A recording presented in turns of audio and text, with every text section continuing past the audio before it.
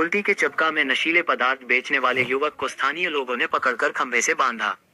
Asansol Durgapur police commissionerate के कुल्टी थाना अंतर्गत चपका में नशीले पदार्थ बेचने वाले एक युवक को स्थानीय लोगों ने पकड़ खंभे से बांधा दिया, जिसकी सूचना नियामतपुर पुलिस फाड़ी को दी गई।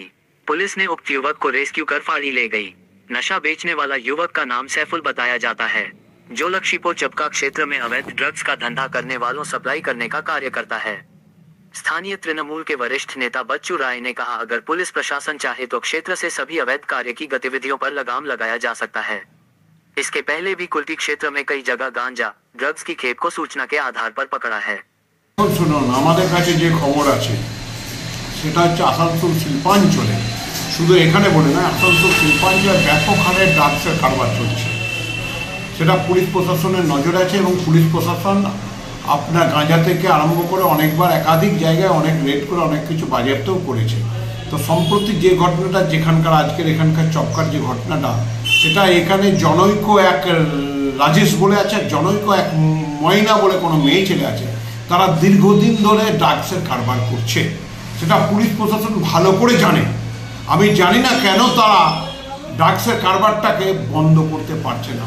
প্রশাসন যদি বলে যে আমার এলাকায় আমি কোনো অনৈতিক কাজ করতে দেব না কাউকে, কারোর হিম্মত নেই সে অনৈতিক কাজ করা।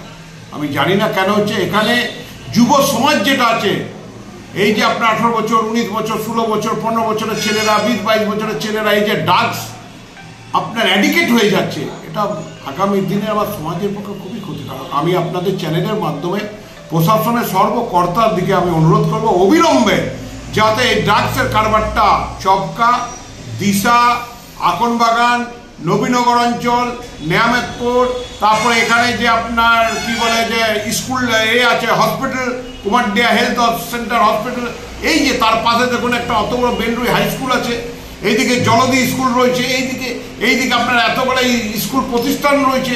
এখানকার ছেলেরা যদি ড্রাগস অ্যাডিক্টেড হয়ে যায় তো আগামী দিনের আমাদের কী হবে ভবিষ্যৎ।